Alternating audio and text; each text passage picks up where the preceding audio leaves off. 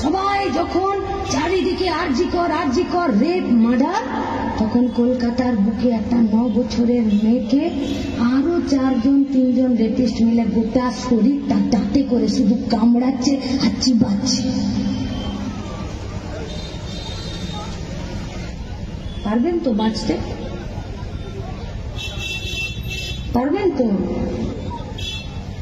দুষ্কৃতীরা অপরাধীরা ধরা না পড়লে পারবেন তো বাঁচতে? আচ্ছা, গোটা রাজ্য চাইছে অপরাধীরা ধরা পড়ুক। সিনেমা আর্টিস্ট, টিভি আর্টিস্ট, খেলোয়াড়, যাত্রা সবাই চাইছে অপরাধীরা ধরা পড়ুক, রেপিস্ট মার্ডাররা শাস্তি পাক। এসএফআই চাইছে, ডিওয়াইএফআই চাইছে, আডমা চাইছে, পলিটিক্যাল পার্টি চাইছে, ডাক্তাররা চাইছে, নার্সরা চাইছে, বয়স্করা চাইছে, বাচ্চারা চাইছে, ডাক্তারের মা আর বাবাও চাইছে যে শাস্তি পাক। সুপ্রিম কোর্টে মামলা চলছে, উকিল দাঁড়িয়েছে, নির্যাতিতার মা বাবার কাছে উকিলরা 1 টাকা নেই। দয়া করেছে না, বিবেকের তাড়নায় দাঁড়িয়েছে, অপরাধীদেরকে শাস্তি দেওয়ার জন্য দাঁড়িয়েছে। কিন্তু তাও তো কোর্টের একটা স্ট্যাম্প পেপার, একটা কোর্টের সময় নেবার জন্য কিছু টাকা তো সরকারি কাজে করবে খরচ হয়, তার টাকা তো কেউ দিচ্ছে। কে দিচ্ছে?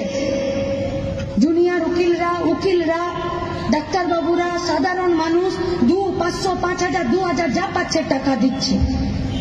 কেন দিচ্ছে? না, নির্যাতিতা দোষীরা শাস্তি পাক, আরজি করে রেপিস্টরা মার্ডাররা শাস্তি পাক। কিন্তু তার বিরুদ্ধে উকিল দাঁড়িয়েছে। এই উকিলরা কি চাইছে? ডাক্তারদের পক্ষ থেকে, পরিবারের পক্ষ থেকে উকিল দাঁড়িয়েছে, এরা চাইছে ধর্ষকরা, খুনিরা শাস্তি পাক। কিন্তু সুপ্রিম কোর্টে এই উকিলদের বিরুদ্ধে উকিল দাঁড়িয়েছে। এরা তাহলে কি চাইছে? কি চাইছে এরা? হ্যাঁ, আপনারা বলুন। এক পক্ষের উকিল দাঁড়িয়েছে ধর্ষকদের আর খুনিদের শাস্তি চাইছে, তাহলে তার বিরুদ্ধে যে উকিলরা দাঁড়িয়েছে তারা কি চাইছে? কি চাইছে? যাতে ধর্ষকরা শাস্তি না পায়, তাই তো? আচ্ছা, তারা তো বিনা পয়সায় দাঁড়ায়নি, তাহলে তাদের কোর্টের ফিজ আর উকিলের টাকা কে দিচ্ছে? কে দিচ্ছে জীবনের জন্য? ধর্ষকদেরকে আর খুনিদেরকে বাঁচানোর জন্য সরকারকে টাকা কে দিচ্ছে? তাহলে সরকার আমার আপনার ট্যাক্সের টাকা দিয়ে আমার মেয়ের খুনি আর আমার মেয়ের ধর্ষকদেরকে বাঁচানোর জন্য সুপ্রিম কোর্টে কপিল সিব্বলদেরকে দাঁড় করিয়েছে। আপনি দাঁড়াবেন না রাস্তায়?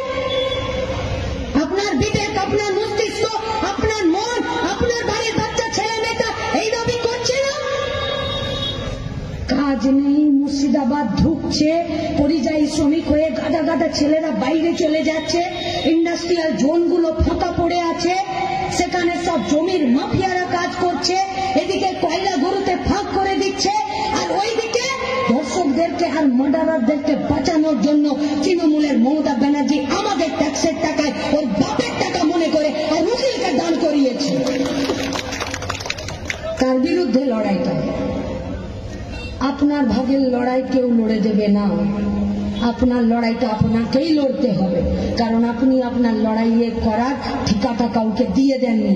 যদি নিজেরা লড়াই করতে পারেন তাহলে শুধু রেপ নয়, বেকারের কাজ না পাওয়ার যন্ত্রণা নয়, কারখানা তৈরি না হওয়ার যন্ত্রণা নয়, এই পশ্চিমবঙ্গের মাটিতে মাথা উঁচু করে বেঁচে থাকার যে লড়াইটা, সেই লড়াইটাও একটা জায়গা পাবে। তাই আপনাদের কাছে আমাদের আবেদন, মুর্শিদাবাদ জেলা সম্মেলন এটা কোনো আনুষ্ঠানিকতা নয়। হ্যাঁ, মঞ্চটা আমাদের উঁচু হয়েছে, মাইকটা আমাদের একটু বেশি আছে, আপনারা একটু গাড়ি ঘোড়া ভাড়া করে আজকে সমাবেশে এসেছেন, কিন্তু লড়াইটা যতটা কলকাতায় ততটা আপনাদের পাড়াতেও, যতটা কলকাতায় ততটা আপনার এলাকার থানার বাইরেও, যতটা কলকাতায় ঠিক ততটাই আপনার উপস্বাস্থ্য কেন্দ্রের বাইরেও।